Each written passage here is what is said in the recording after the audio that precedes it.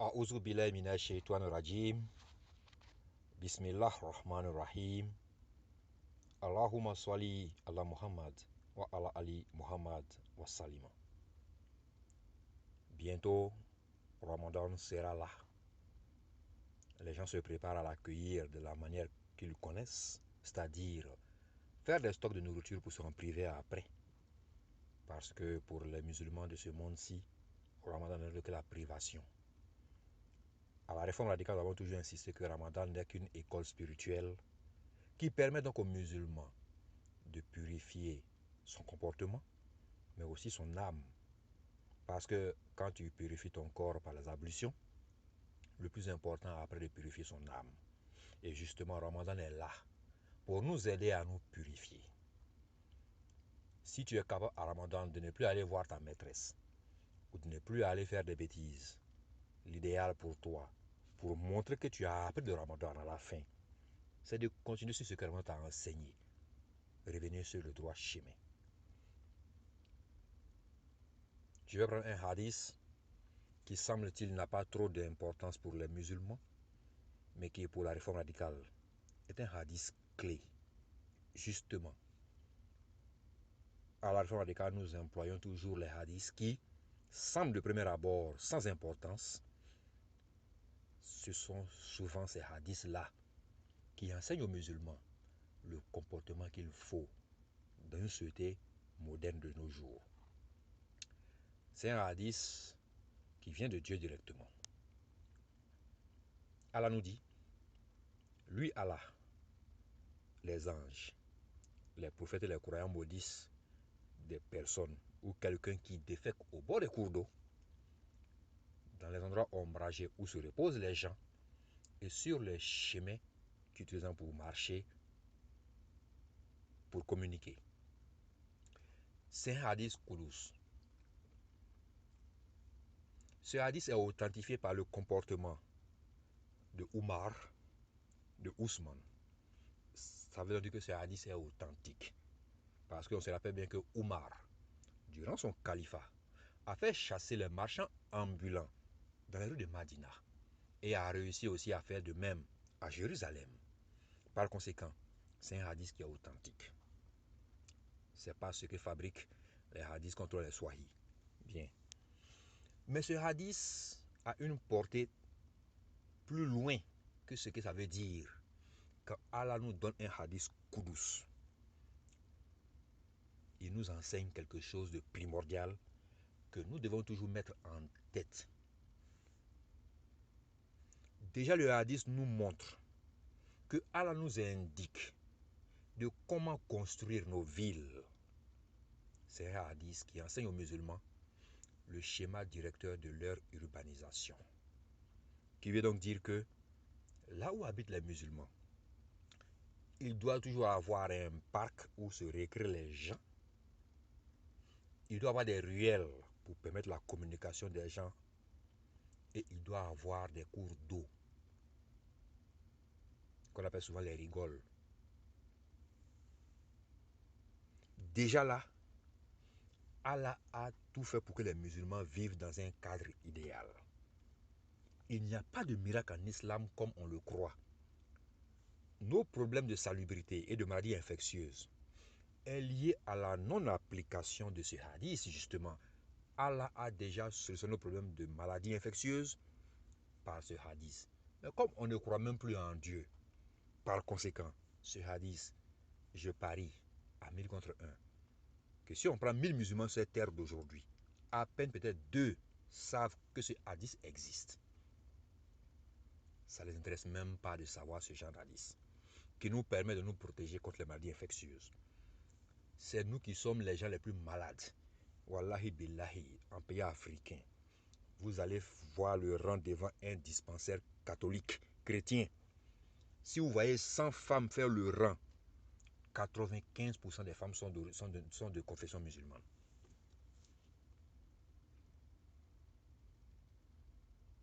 Wallahi billahi.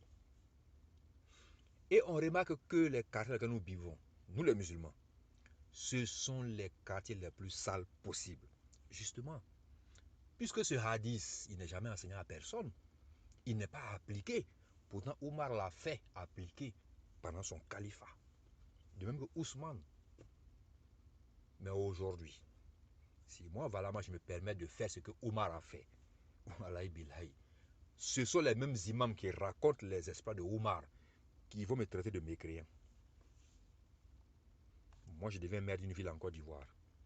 J'ordonne les musulmans à quitter les trottoirs, à dégager les avenues, à ne pas occuper les parcs pour en faire des marchés, ne pas détruire la maison dans les caniveaux. C'est les mêmes imams là qui racontent les exploits de Omar qui vont me traiter de cafre. On se connaît, on peut dire ce qu'on pense, mais c'est la vérité. On voit donc bien que Allah avait déjà préparé pour nous de comment nous devons vivre pour éviter les maladies infectieuses. Il n'y a pas de magie. En islam, on travaille. On ne compte pas sur les exploits, sur la magie. Tu construis ton quartier où doivent habiter les musulmans. Ils doivent être eux-mêmes conscients qu'ils ne doivent pas encombrer les rues, qu'ils ne doivent pas faire des caniveaux, les poubelles, et qu'ils ne doivent pas transformer les parcs en marché. C'est nous, quand le maire fait un parc dans nos quartiers, on applaudit, on inaugure le parc, on le fait lundi matin. Le vendredi après la prière de Juma, tu sors de la prière de Juma, il n'y a plus de parc, il n'y a plus de ruelle. C'est devenu un marché. Les musulmans disent qu'il faut devenir commerçant pour réussir. Quand on demande pourquoi, il dit parce que le prophète Salam était commerçant. Je dis, mais il était commerçant, ça a réussi pour lui. Ils me disent oui. Mais il avait 3 qualités essentielles qui ont fait que son commerce ne réussissait pas, pas parce qu'il était prophète. Quand il était commerçant, il n'était pas prophète. Il était un être humain comme tout le monde. Mais il avait développé 3 qualités. Lui et Abou Bakr, ils avaient les mêmes qualités, pratiquement. C'est pour ça qu'ils ont réussi en commerce. Mais nous, on ne veut pas avoir leurs qualités, mais on veut avoir leur manne. C'est impossible. Tu ne peux pas aller faire des doigts au diable pour espérer rentrer au paradis. C'est inconcevable, c'est impossible. C'est même pas dans un rêve, il faut faire ça.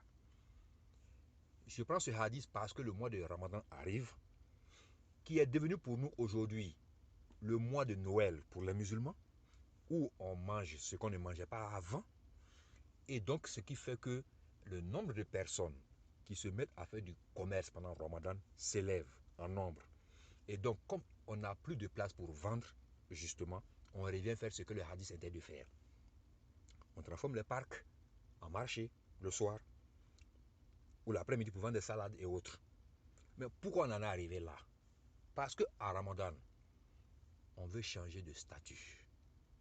Pas pour être proche de Allah, mais pour être proche des porte-monnaies des gens.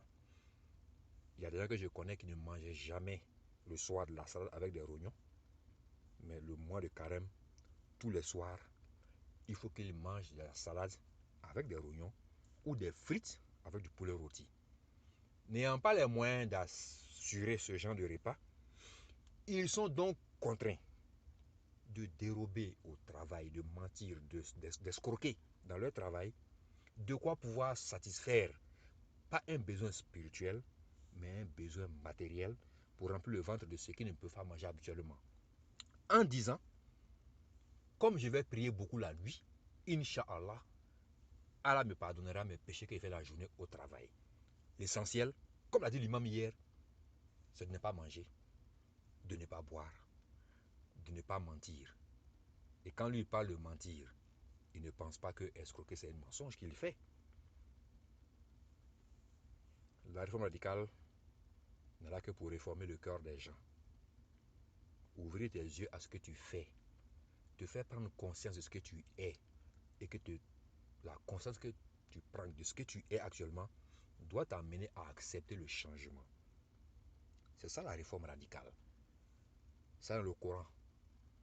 Dieu nous dit, je ne pourrai jamais changer l'état d'un peuple tant qu'il ne se réforme pas en lui-même. Donc un musulman dans une communauté qui ne se réforme pas en lui-même ne recevra de Allah aucun changement vers le bien. On fait les doigts que Allah nous protège, qu'Allah nous met sur le chemin du bien. Oui, Allah ne met sur le chemin du bien que ceux qui ont entrepris la réforme radicale. C'est dans le Coran. Si tu passes ton temps à faire des bêtises et après venir faire des sourates mécaniques, même pas spirituelles, en disant que Allah va mettre sur le chemin Amina, bon, tu sais que tu blagues, mais c'est pas nous qui va blaguer. Bientôt, on va arriver, les gens vont commencer à introduire sur les Facebook et tout des sourates à faire porter le pardon divin. On a déjà dit plusieurs fois,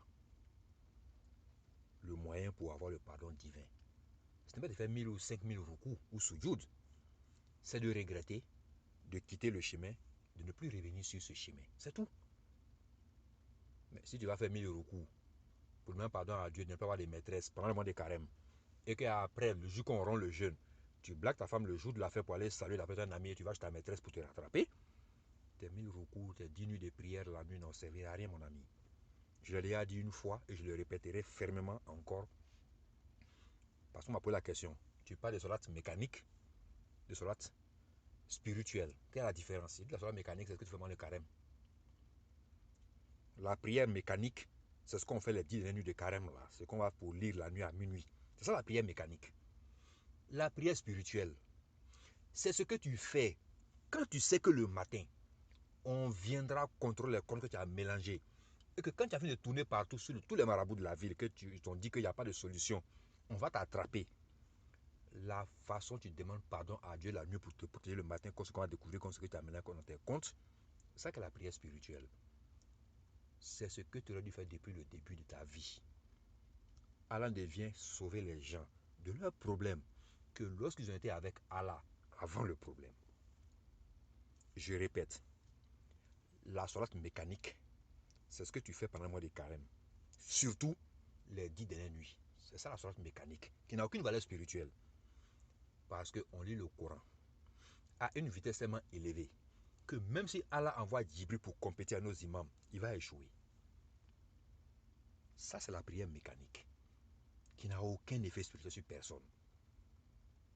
La prière spirituelle est celle que tu fais dans ta chambre tout seul, où on ne peut pas te déranger, où maintenant tu communiques toi-même directement avec Allah pour lui demander de venir à ton secours. Et là, ton cœur est tellement humble que même si on ouvre ton cœur, on verra que ton cœur pleure des larmes du regret. Malheureusement, c'est trop tard. C'est comme ça qu'il fallait prier pendant le mois de carême, mon ami. Pour que quand le problème vienne, Allah est avec toi en ce moment. Comme il a été avec Youssouf dans le puits et après contre Zuluka. Allah a sorti Youssouf des problèmes car il était un serviteur élu. Et pourquoi il était un serviteur élu? Parce qu'avant le problème, il était déjà avec Allah en un. Les frères n'étant pas avec Allah en un ont été vite transportés par le diable. Ils ont même préparé le meurtre. C'est comme ça qu'on est. On fait des sourates mécaniques. Et après on se dit, Allah m'a abandonné dans mon problème. Mais c'est comme un ami. Un vrai ami. C'est quand tu es dans un problème que tu le vois. Comme tu es avec le diable, ami, avant le problème. C'est lui qui vient te sortir du problème. Or, le diable ne sort personne d'aucun problème. Au contraire, il t'enfonce dans le problème. Et après se moque de toi. Donc, si tu n'es pas ami avec Allah avant le problème, que tu marches avec le démon avant le problème, quand tu as le problème, c'est le démon qui vient t'aider en tant qu'ami, que tu as appris avant. Par conséquent, ne te plains plus de comment Dieu a agi avec toi. Parce que toi, tu n'étais pas avec lui avant. Bientôt, les femmes vont commencer à travailler plus. Ça, c'est Ramadan. La raison pour laquelle elles le font plus, vraiment, je n'ai jamais compris. Et je ne comprendrai jamais. Quelqu'un me dit comme ça un jour que Ramadan est le mois où tu dépenses le plus. Je dis, j'ai tout compris. Alhamdulillah. Ça veut dire que tu es pingre 11 mois et tu fais semblant de générer en un mois. Faire semblant de générer en un mois n'effaceront pas tes 11 mois de méchanceté et d'égoïsme. Car là, dans le Coran, il y a des gens qui ont le cœur dur comme la pierre, même plus dur que la pierre, car il y a des pierres qui, par crainte de Allah, s'affaissent pour laisser couler l'eau. Dans le Coran, moi quand je dis le Coran, je ne donne pas de référence, parce que je vais te forcer à aller lire tout le Coran. Les gens sont là, donne-moi les versets, les sourates. Leur souci, c'est même pas de lire le Coran. Donc, eux, ils prennent les morceaux des phrases, des versets, justement, qui souvent sont sortis de leur contexte. C'est pour ça qu'ils ne donnent pas beaucoup les références du Coran. Je veux que tu lises le Coran en entier, parce que les versets sont enchaînés les uns aux autres. Si tu sors un verset de son cadre, tu risques de tellement mal interpréter le verset que tu vas te fourvoyer dans les décisions que tu prendras au nom de l'islam. Et c'est ce qui est fréquent en islam. Les femmes ont beaucoup travaillé ces temps-ci. La raison, je n'ai jamais compris pourquoi. Mais les imams les poussent à travailler plus en nous sortant des hadiths sans fond qui n'ont aucun sens. Je prends un hadith qui m'a marqué le plus, qui avec le temps s'est développé dans ma tête pour comprendre que c'est un faux hadith. C'est un hadith fabriqué pour permettre aux hommes de dominer les femmes de tout le temps. Quel est ce hadith? C'est le hadith qui est le plus répété par les imams, surtout à l'approche du mois de Carême, du Ramadan. Tu es une femme, ton mari vient, il te demande dans la chambre. Tu dois le suivre, même quand tu fais la cuisine. Il serait mieux pour toi que le repas se gâte, que ton mari soit fâché auprès de toi toute la nuit. Ce hadith, ça m'a toujours fait un effet bizarre. C'est avec le temps que j'ai compris pourquoi l'effet était bizarre. Parce que c'est un hadith fabriqué. Je vais démontrer pourquoi c'est un hadith fabriqué. Un hadith fabriqué est attaquable par la logique humaine, d'un homme qui a une raison humaine, qui a un cerveau d'humain, et est aussi attaquable, et en fait, il contredit parfois le Coran. C'est ça un hadith qui est fabriqué. C'est-à-dire que le hadith n'est pas conforme au Coran. Et des versets du Coran peuvent le combattre. Par conséquent, on est tous convaincus par A plus B que Mohammed salam n'a jamais posé un acte qui contredit le Coran. Si on parle de ce principe premier, que la parole d'Allah dans le Coran est la parole qui prime, et que Mohammed n'a jamais fait ou dit une chose qui contredit le Coran, alors un hadith qui contredit le Coran n'est pas un bon hadith. Et si l'esprit de logique de l'homme peut aussi attaquer le hadith, alors c'est un hadith fabriqué. Dans le cas du Coran, ça peut être un hadith qui manque des maillons, de mots, qui font que peut-être le hadith n'est pas complet. Mais si l'esprit de l'homme est capable d'attaquer, c'est que c'est un hadith fabriqué, à un but bien précis. On va d'abord prendre l'esprit de l'homme qui contribue ce hadith. Tu viens du dehors, ou tu es n'importe où, tu veux faire l'amour à ta femme.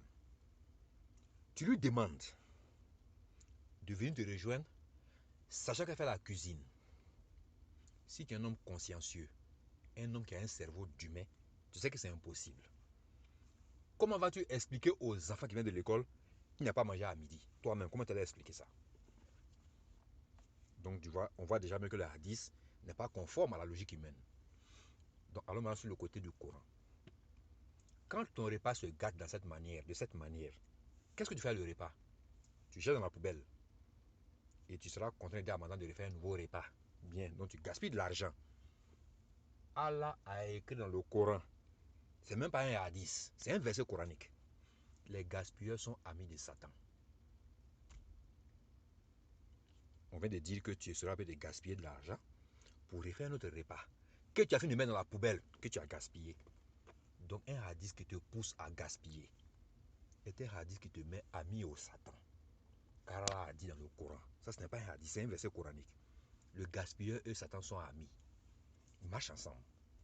Donc Mohammed alayhi salam ne peut pas dire un hadith qui nous pousse à devenir amis de Satan. C'est incroyable, c'est impossible. Ceux qui l'ont inventé, ils savent pourquoi ils ont inventé ce hadith. C'est pour toujours continuer à dominer les femmes. Parce qu'au temps de Mohammed salam, elles avaient obtenu une liberté, une émancipation qui était au-dessus de toute émancipation possible à la tête de l'homme. Quand les premiers compagnons vrais sont partis, les idolâtres qui ont pris le pouvoir de l'islam ont voulu remettre les choses d'après eux dans l'ordre traditionnel. Il fallait commander les femmes. Il fallait donc trouver quelqu'un qui s'appelait Al-Bukhari, capable d'écrire un livre qui remettait les femmes à leur place de servantes, d'esclaves, de servitude vis-à-vis de l'homme. Vous verrez bien que tout le hadith rapporté par ce, disons, écrit par ce Al-Bukhari ne donne aucun pouvoir à la femme. Et la plupart des hadiths sont contraires aux hadiths qui sont dans le Coran. Donc ce hadith qu'on aime réciter tous les matins, midi, soir, n'est rien qu'un hadith fabriqué. Dans le but uniquement de continuer la domination des hommes sur les femmes, alors que Mohammed alayhi salam et après lui les 4 grands califes avaient déjà donné aux femmes une émancipation que nul peuple sur terre n'avait déjà atteint. C'est depuis ce temps que la lumière islam s'est affaissée, a diminué et est devenue une lumière d'obscurité, une région d'obscurité aujourd'hui, qui fait que on ne sait même plus où on est avec les musulmans. L'islam existe, mais il n'y a pas de musulmans. Pour faire l'islam, quelqu'un me dit comme ça que non, dans le Coran, Dieu dit que les chrétiens, les juifs sont des mécréants. Je dis, mais pourquoi? Il dit non, parce qu'ils ne croient pas à Mohammed. Je dis, toi-même, tu crois à Mohammed? Il me dit oui. Si tu crois à Mohammed, alayhi salam, tu ne vas pas amputer les mains des voleurs. Tu vas faire des coupures comme se sont coupées les femmes quand ils ont vu Youssouf sortir devant elles. Ou bien c'est Dieu qui t'a dit que les femmes sont amputées les mains quand elles sont venues devant elles? Il ne peut pas me répondre. Je dis que si tu étais toi-même croyant que tu suivais Mohammed, que tu suivais Mohammed, que tu croyais à sa parole, qui t'a donné à partir du Coran, tu n'aurais pas lapidé les fornicateurs, tu aurais flagellé. Il peut me répondre. Il me dit, ah oui, mais le Coran, tu as pris un morceau du Coran pour dire ce que tu as dit. Tu n'as pas pris toute l'histoire du Coran, comme j'ai dit au départ. Quand tu prends un verset hors de son contexte, sans lire tout le Coran au complet, tu te prends justement dans un de fatwa, sans fondement et sans sens. Des fatwas qui n'ont aucun lien avec la religion, jusque pour gérer les passions des gens.